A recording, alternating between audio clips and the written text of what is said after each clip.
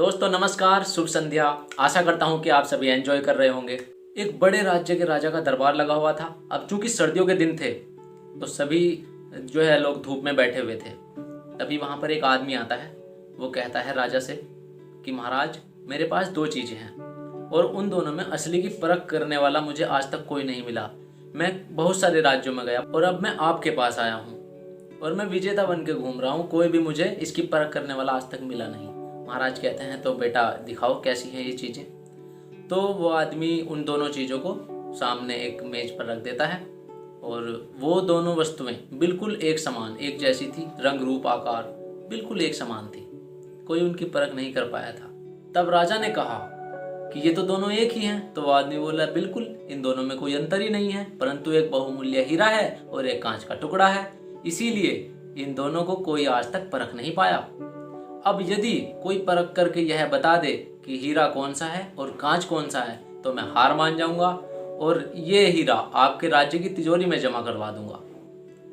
लेकिन शर्त यह है कि यदि कोई भी इसको परख नहीं पाया तो इस हीरे के मूल्य के बराबर आपको धन मुझे देना होगा। तो राजा ने कहा कि मैं तो इसे परख नहीं सकता। तो वहां पर जितने भी लोग उपस्थित थे उन्होंने सबने परखने से इनकार कर दिया, क्योंकि यदि किसी ने गलत उत्तर दे दिया तो राजा की प्रतिष्ठा को आघात पहुंचेगा और उनका मान भी भंग हो जाएगा। इसलिए कोई उत्तर नहीं दे सका। पूरी सभा शांत रही। थोड़ी देर बाद सभा में हलचल सी हुई। एक अंधा आदमी लाठी लेकर उठकर खड़ा हुआ। उसने कहा कि मैंने आपकी सब बातें सुनी हैं, कोई मुझे राजा के पास ले चलो। उस व्यक्ति को राजा के पास ले जाया गया। उसने कहा महाराज, क्षमा चाहता हूँ, मैं अंधा आदमी हूँ, परंतु मैं भी एक बार प्रयास करके देखना चाहता हूँ। आप तो वैसे भी हार ही रहे हैं, परंतु राजा की प्रतिष्ठा और राज्य की प्रतिष्ठा को कोई आंच ना पहुंचे ये मैं नहीं चाहता, और मैं कोई प्रयास भी ना करूं तो मुझे बहुत दुख होगा, इसलिए मुझे एक अवसर अवश्य दिया जाए। तो महाराज ने आज्ञा दे दी।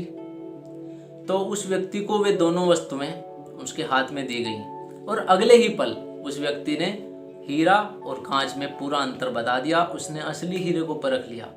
तब जो आदमी किसी राज्य में हारा नहीं था, वो घुटनों के बल बैठकर हाथ जोड़ता है और कहता है कि वाकई आपने असली हीरे की पहचान कर ली है। मैं आपके सामने हार मानता हूँ, नतमस्तक होता हूँ। तो उसने कहा कि चलो कोई तो मिला जिसने इस हीरे को परखा, नहीं तो आज तक कोई मिला ही नहीं था।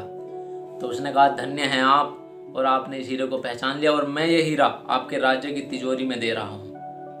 तो राजा ने भी उस अंधे आदमी को पुरस्कार दिया।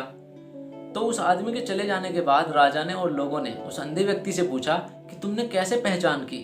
उसने कहा ये तो बड़ी सरल बात है, क्योंकि हम सभी धूप में बैठे हुए हैं, तो इनमें से जो वस्तु गर्म थी वह कांच था और जो ठंडी थी वह हीरा था। तो दोस्तों हमारे जीवन में भी इसी तरह की बात लागू होती है। दुखों और कठिनाइयों में दिमाग को ठंडा रखकर धैर्य से काम लेना ही हितकारी होता है।